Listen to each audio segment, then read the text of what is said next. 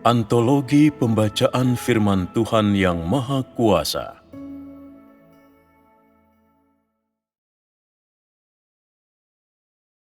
Hanya dengan mengalami pemurnian, manusia dapat memiliki kasih sejati.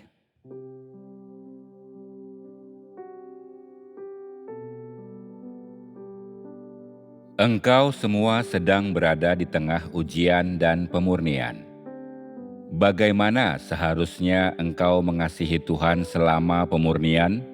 Setelah mengalami pemurnian, orang mampu memanjatkan pujian sejati kepada Tuhan, dan di tengah pemurnian, mereka dapat melihat bahwa mereka penuh kekurangan. Semakin besar pemurnianmu, semakin engkau mampu menolak daging. Semakin besar pemurnian yang orang alami, semakin besar pula kasih mereka kepada Tuhan. Inilah yang harus engkau semua pahami. Mengapa orang harus dimurnikan? Dampak apa yang ingin dicapai? Apa makna penting pekerjaan pemurnian oleh Tuhan dalam diri manusia? Apabila engkau sungguh-sungguh mencari Tuhan, maka setelah mengalami pemurniannya hingga taraf tertentu, engkau akan merasakan bahwa itu sungguh baik dan sangat penting. Bagaimana seharusnya manusia mengasihi Tuhan selama pemurnian? Dengan menggunakan tekad untuk mengasihi Tuhan untuk menerima pemurniannya. Selama pemurnian, engkau akan merasa tersiksa dalam batinmu, seolah-olah sebuah pisau dipelintir dalam hatimu. Tetapi engkau bersedia memuaskan Tuhan dengan menggunakan hatimu yang mengasihinya, dan engkau tidak mau memedulikan daging. Inilah yang dimaksud dengan menyatakan kasih kepada Tuhan. Engkau terluka dalam batinmu, dan penderitaanmu telah mencapai titik tertentu. Tetapi engkau tetap bersedia datang ke hadapan Tuhan dan berdoa. Ya Tuhan, aku tidak dapat meninggalkan Engkau. Walaupun ada kegelapan dalam diriku, aku ingin memuaskan-Mu. Engkau mengenal hatiku, dan aku ingin Engkau menanamkan lebih banyak kasih-Mu dalam diriku. Inilah yang dilakukan selama pemurnian. Jika engkau menggunakan kasih kepada Tuhan sebagai dasar, pemurnian dapat membuatmu lebih dekat kepada Tuhan dan menjadikanmu lebih intim dengan Tuhan. Karena engkau percaya kepada Tuhan, engkau harus menyerahkan hatimu di hadapan Tuhan. Jika engkau mempersembahkan dan menyerahkan hatimu di hadapan Tuhan, maka selama pemurnian engkau tidak akan mungkin menyangkal Tuhan ataupun meninggalkan Tuhan. Dengan cara demikian, hubunganmu dengan Tuhan akan menjadi jauh lebih dekat dan jauh lebih normal, dan persekutuanmu dengan Tuhan akan menjadi jauh lebih sering. Jika engkau selalu melakukan seperti ini, engkau akan menghabiskan lebih banyak waktu di dalam terang Tuhan dan lebih banyak waktu berada di bawah petunjuk firman-Nya. Juga akan terjadi semakin banyak perubahan dalam watakmu, dan pengetahuanmu akan bertambah hari demi hari. Bila hari itu tiba, yaitu saat ujian dari Tuhan tiba-tiba menimpamu, engkau bukan saja akan mampu berdiri di pihak Tuhan, tetapi juga akan menjadi kesaksian bagi Tuhan. Pada saat itu, engkau akan seperti Ayub dan seperti Petrus. Setelah menjadi kesaksian bagi Tuhan, engkau akan sungguh-sungguh mengasihi Dia dan akan dengan senang hati mengorbankan nyawamu untuknya. Engkau akan menjadi saksi Tuhan dan seseorang yang dikasihi oleh Tuhan. Kasih yang telah mengalami pemurnian kuat tidak lemah. Kapanpun dan bagaimanapun cara Tuhan mengujimu lewat ujiannya, engkau mampu untuk tidak memedulikan apakah engkau hidup atau mati. Engkau akan dengan senang hati menyingkirkan segala sesuatu bagi Tuhan, dan dengan gembira menanggung apapun juga bagi Tuhan. Dengan demikian, kasih-Mu akan murni dan iman-Mu nyata. Hanya setelah itulah, engkau akan menjadi seseorang yang sungguh-sungguh dikasihi oleh Tuhan dan yang sungguh-sungguh telah disempurnakan oleh Tuhan. Jika orang jatuh ke dalam pengaruh iblis, mereka tidak memiliki kasih kepada Tuhan dalam diri mereka, dan visi, kasih, serta tekad mereka sebelumnya telah lenyap. Dahulu orang merasa bahwa mereka harus menderita bagi Tuhan, tetapi kini mereka berpikir bahwa melakukan itu sungguh memalukan, dan mereka berkeluh kesah tiada henti. Inilah pekerjaan iblis, suatu tanda bahwa manusia telah jatuh ke dalam wilayah kekuasaan iblis. Apabila engkau mengalami keadaan ini, engkau harus berdoa dan membalikan situasi secepat engkau bisa. Ini akan melindungimu terhadap serangan iblis. Selama berlangsungnya pemurnian yang pahitlah manusia menjadi paling rentan jatuh ke dalam pengaruh iblis. Jadi bagaimanakah seharusnya engkau mengasihi Tuhan selama pemurnian seperti itu? Engkau harus membulatkan tekadmu, menyerahkan hatimu di hadapan Tuhan dan mengabdikan seluruh waktumu untuknya.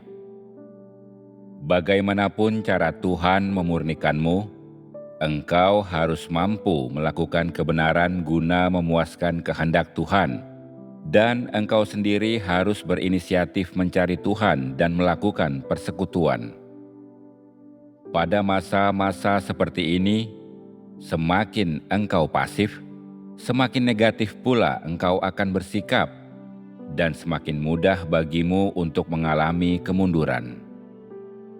Ketika perlu bagimu untuk menunaikan fungsimu, walaupun engkau tidak menunaikannya dengan baik, engkau melakukannya sebaik yang engkau bisa dan melakukannya semata-mata dengan menggunakan kasih-Mu kepada Tuhan. Apapun yang orang lain katakan, entah mereka mengatakan bahwa engkau melakukannya dengan baik, atau engkau melakukannya dengan buruk, niatmu sudah benar, dan engkau tidak menganggap diri benar, karena engkau bertindak atas nama Tuhan. Ketika orang lain salah menafsirkanmu, engkau mampu berdoa kepada Tuhan dan berkata, "Ya Tuhan, aku tidak meminta orang lain menoleransiku atau memperlakukan aku dengan baik, juga tidak meminta agar mereka mengerti atau menyetujui aku. Aku hanya meminta agar aku mampu mengasihi-Mu dalam hatiku, agar aku tenang di dalam hatiku, dan agar hati nuraniku jernih. Aku tidak meminta orang lain memujiku atau menghormatiku. Aku hanya berusaha untuk memuaskan-Mu dari hatiku. Aku menjalani peranku dengan segenap kemampuanku, dan walaupun aku dungu dan bodoh, berkualitas rendah dan buta, aku tahu bahwa Engkau indah, dan aku rela mengabdikan segala yang kumiliki kepadamu." Begitu engkau berdoa seperti ini, kasih-Mu kepada Tuhan akan muncul, dan engkau akan merasakan kelegaan yang lebih besar dalam hatimu. Inilah yang dimaksud dengan menyatakan kasih kepada Tuhan. Saat engkau mengalami pemurnian, engkau akan gagal 2 kali dan berhasil 1 kali, atau gagal 5 kali dan berhasil 2 kali, Dan saat engkau mengalami dengan cara ini, hanya di tengah kegagalanlah engkau akan bisa melihat keindahan Tuhan dan menemukan hal-hal yang kurang dalam dirimu. Ketika di kemudian hari engkau menghadapi keadaan seperti itu, engkau harus berhati-hati, mengendalikan langkah-langkahmu, dan berdoa lebih sering. Engkau akan secara bertahap mengembangkan kemampuan untuk menang dalam situasi-situasi seperti itu. Ketika itu terjadi, doa-doamu telah menjadi efektif. Pada saat engkau mendapati dirimu berhasil kali ini, engkau akan merasa puas dalam dirimu. Dan ketika engkau berdoa, engkau akan bisa merasakan Tuhan, dan bahwa hadirat Roh Kudus tidak meninggalkanmu. Hanya pada saat itulah engkau akan tahu bagaimana Tuhan bekerja dalam dirimu. Melakukan dengan cara ini akan memberimu jalan pengalaman. Jika engkau tidak melakukan kebenaran, engkau tidak akan mengalami hadirat Roh Kudus dalam dirimu. Namun, jika engkau melakukan kebenaran saat menghadapi berbagai hal sebagaimana adanya, maka meskipun dalam batinmu engkau terluka, Roh Kudus akan besertamu setelahnya. Engkau akan mampu merasakan hadirat Tuhan ketika engkau berdoa. Engkau akan memiliki kekuatan untuk menerapkan firman Tuhan. Dan selama persekutuan dengan saudara-saudarimu, tidak ada yang membebani hati nuranimu dan engkau akan merasa damai. Dan dengan cara ini, engkau akan mampu secara terus terang mengungkapkan apa yang telah engkau lakukan. Apapun yang orang lain katakan, engkau akan mampu memiliki hubungan yang normal dengan Tuhan. Engkau tidak akan dikekang oleh orang lain. Engkau akan bangkit di atas segalanya. Dan dalam hal ini, engkau akan menunjukkan bahwa penerapan firman Tuhan yang engkau lakukan sudah efektif. Semakin besar pemurnian Tuhan, semakin hati orang mampu mengasihi Tuhan. Siksaan dalam hati mereka bermanfaat bagi hidup mereka. Mereka lebih mampu untuk berada dalam keadaan damai di hadapan Tuhan. Hubungan mereka dengan Tuhan bertambah dekat, dan mereka lebih mampu melihat kasih Tuhan yang agung dan penyelamatannya yang luar biasa. Petrus mengalami pemurnian hingga ratusan kali, dan Ayub menjalani sejumlah ujian. Jika engkau semua ingin disempurnakan oleh Tuhan, engkau pun harus mengalami pemurnian ratusan kali. Hanya jika engkau melewati proses ini dan mengandalkan langkah ini, engkau akan dapat memuaskan kehendak Tuhan dan dijadikan sempurna oleh Tuhan. Pemurnian merupakan cara terbaik yang Tuhan gunakan untuk menyempurnakan manusia. Hanya pemurnian dan ujian pahit yang dapat memunculkan kasih sejati kepada Tuhan dalam hati manusia. Tanpa kesukaran, orang tidak memiliki kasih yang sejati kepada Tuhan. Jika mereka tidak diuji di dalam batinnya, jika mereka tidak sungguh-sungguh mengalami pemurnian, hati mereka akan selalu mengembara entah kemana. Setelah dimurnikan hingga taraf tertentu, engkau akan melihat kelemahan dan kesulitanmu sendiri. Engkau akan melihat seberapa banyak kekuranganmu dan bahwa engkau tidak mampu mengatasi banyaknya masalah yang engkau hadapi. Dan engkau akan melihat betapa besarnya ketidaktaatanmu. Hanya selama ujianlah orang mampu untuk benar-benar mengetahui keadaan mereka yang sesungguhnya. Ujian menjadikan orang lebih mampu untuk disempurnakan. Selama masa hidupnya, Petrus mengalami pemurnian ratusan kali dan menjalani banyak cobaan berat yang menyakitkan. Pemurnian ini menjadi landasan kasihnya yang terdalam kepada Tuhan dan merupakan pengalaman paling penting dalam seluruh hidupnya. Bahwa dia mampu memiliki kasih yang terdalam kepada Tuhan dalam satu hal adalah karena tekadnya untuk mengasihi Tuhan. Tetapi yang lebih penting adalah karena pemurnian dan penderitaan yang dia lalui. Penderitaan ini menjadi penuntunnya di jalan mengasihi Tuhan dan merupakan hal yang paling berkesan baginya. Apabila orang tidak mengalami sakitnya pemurnian tatkala mengasihi Tuhan, kasih mereka syarat dengan ketidakmurnian dan pilihan-pilihan mereka sendiri.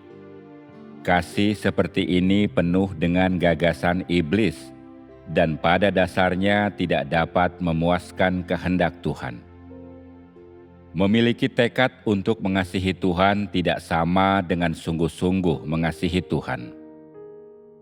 Meskipun semua yang mereka pikirkan dalam hati mereka adalah demi mengasihi dan memuaskan Tuhan, dan meskipun pikiran mereka tampak sepenuhnya mengabdi kepada Tuhan dan tanpa adanya gagasan manusia, tetapi ketika pikiran-pikiran mereka dibawa ke hadapan Tuhan, Dia tidak memuji ataupun memberkati pikiran-pikiran seperti itu. Bahkan sekalipun orang telah memahami seluruh kebenaran, ketika mereka telah mengetahui semuanya, ini tidak dapat dikatakan sebagai tanda bahwa mereka mengasihi Tuhan. Tidak dapat dikatakan bahwa orang-orang ini benar-benar mengasihi Tuhan. Meskipun telah memahami banyak kebenaran, tanpa menjalani pemurnian, orang tidak akan mampu menerapkan kebenaran-kebenaran ini. Hanya selama pemurnianlah orang dapat memahami makna sesungguhnya dari kebenaran-kebenaran ini. Hanya setelah itulah orang dapat dengan sungguh-sungguh menghargai maknanya yang sesungguhnya. Pada saat itu, tatkala mereka berusaha lagi, mereka mampu melakukan kebenaran dalam hidup mereka dengan tepat dan sesuai dengan kehendak Tuhan. Pada saat itu, gagasan-gagasan kemanusiaan mereka berkurang, kerusakan kemanusiaan mereka berkurang, dan emosi-emosi kemanusiaan mereka menurun. Hanya pada saat itulah penerapan yang mereka lakukan menjadi perwujudan sejati kasih mereka kepada Tuhan. Dampak kebenaran kasih kepada Tuhan tidak diraih lewat pengetahuan lisan atau kesediaan mental, dan itu juga tidak dapat diraih cukup dengan memahami kebenaran tersebut. Ini menuntut agar orang membayar harga, agar mereka mengalami banyak kepahitan selama pemurnian, dan hanya setelah itulah kasih mereka akan menjadi murni dan berkenan di hati Tuhan sendiri. Dalam tuntutannya agar manusia mengasihinya, Tuhan tidak menuntut bahwa manusia mengasihinya dengan menggunakan hasrat atau kehendaknya sendiri. Hanya lewat kesetiaan dan penggunaan kebenaran untuk melayaninya, manusia dapat sungguh-sungguh mengasihinya. Namun, manusia hidup di tengah kerusakan, sehingga tidak mampu menggunakan kebenaran dan kesetiaan untuk melayani Tuhan.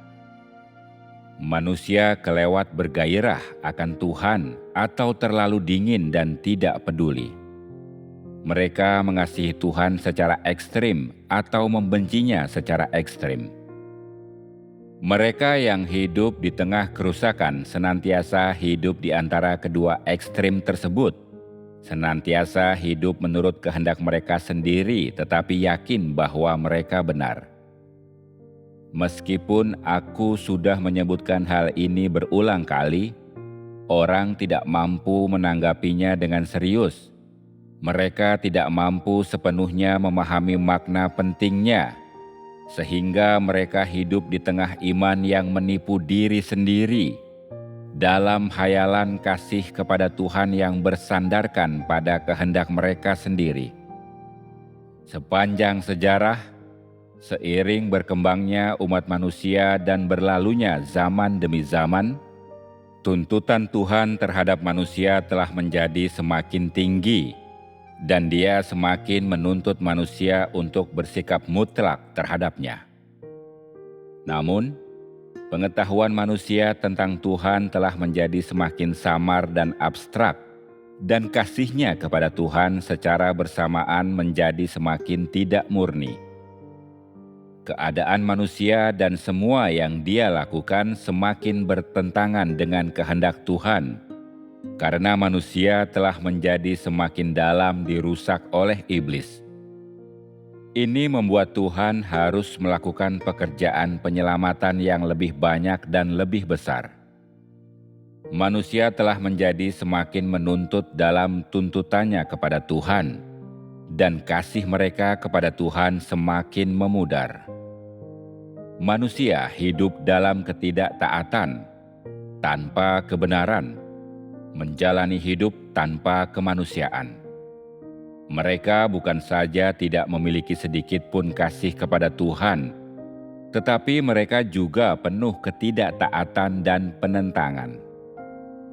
Walaupun mereka berpikir mereka telah memiliki kasih yang paling hebat kepada Tuhan, bahwa mereka tidak bisa lebih lagi dalam penerimaan mereka terhadap-Nya, Tuhan tidak menganggapnya demikian.